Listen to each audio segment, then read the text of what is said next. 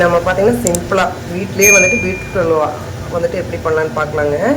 இதுக்கு வந்துட்டு பீட்ரூட் கொஞ்சமாக எடுத்து உங்களுக்கு மிக்சியில் போட்டு ஒரு அடி அடிச்சுக்கலாம். அடிச்சுட்டு வந்து பார்த்திங்கன்னா உங்களுக்கு மில்க்கு வந்து பார்த்திங்கன்னா ஒரு டம்ளர் ஊற்றிட்டு அதோட ஒன்றா உங்களுக்கு இந்த பீட்ரூட் நம்ம வந்துட்டு இந்த மிக்சியில் போட்டு அடித்து வச்ச பீட்ரூட் வந்துட்டு அதில் போட்டுக்கலாங்க.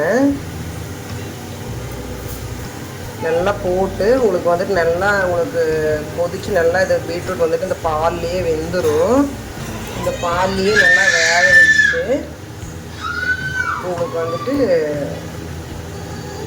சூப்பராக வந்துட்டு நல்லா வெந்து வந்துட்டு நல்லா கெட்டியாக பதமாக வந்துடும். உங்களுக்கு பதமாக வந்ததுக்கப்புறம் பார்த்திங்கன்னா உங்களுக்கு கரும்பு சர்க்கரை வந்துட்டு நம்ம அது கூடலாம் மிக்ஸ் பண்ணிக்கலாங்க. வந்து பார்த்திங்கன்னா ஒரு 3 ஏலக்காய் அது மட்டும் உங்களுக்கு வந்துட்டு தட்டி வச்சுருக்கணுங்க. இப்போ பார்த்திங்கன்னா நம்ம அப்படியே மில்க் ஊற்றி வச்ச அந்த பீட்ரூட் பார்த்திங்கன்னா இப்போ எல்லாமே சொல்லிடுச்சு. அதில் வந்துட்டு இந்த ஏலக்காய் போட்டுங்க.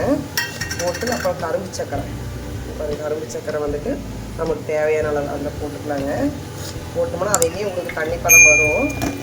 அந்த தண்ணி பதத்தில் கொஞ்சம் உங்களுக்கு வந்துட்டு அது அப்படியே நல்லா உங்களுக்கு வேகும். நல்லா வெந்துச்சுன்னா அப்படியே உங்களுக்கு வந்துட்டு ஒரு கம்பி பதத்தில் வந்துட்டு அல்வா வந்துட்டு ரெடி ஆகிடுங்க.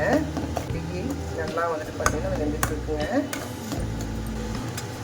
நான் அளவாக தான் போட்டிருக்கேன். ஏன்னா நான் அல்வா வந்துட்டு உங்களுக்கு கொஞ்சமாக தான் இப்போ பண்ணியிருக்குங்க. ஒரு நாள் மட்டும் நம்ம இன்றைக்கி அளவாக சாப்பிட்லாம் அப்படின்ட்டு பண்ணியிருக்கேன். நான் வந்துட்டு உங்களுக்கு முடிச்சுட்டு நம்ம நெய் கொஞ்சம் ஊற்றி இறக்கி வச்சா போதுங்க. பார்த்திங்கன்னா இந்த அல்வா ரெடி ஆகிடுச்சுங்க. சூப்பராக இருக்கும். நம்ம வந்து வீட்டில் சிம்பிளாக பண்ணிக்கலாம். நம்ம போய் கடையில் வாங்குறத விட நம்ம வீட்டில் பண்ணால் சூப்பராகவும் இருக்கும், டேஸ்ட்டாகவும். ஹாய் சொல்லுங்கள், அல்வா சாப்பிட்டு ஹாய். அல்வா சாப்பிட்டாங்க இன்றைக்கி. அச்சோ, எங்கள் பாப்பா பாருங்கள் ரொம்ப விரும்பி சாப்பிட்றாங்க. நீங்களும் உங்கள் வீட்டில் பாப்பாவுக்கு செஞ்சு கொடுங்க. நல்லா இருந்துச்சுன்னா உங்கள் கமெண்டில் நீங்கள் கமெண்ட் பண்ணுங்கள்.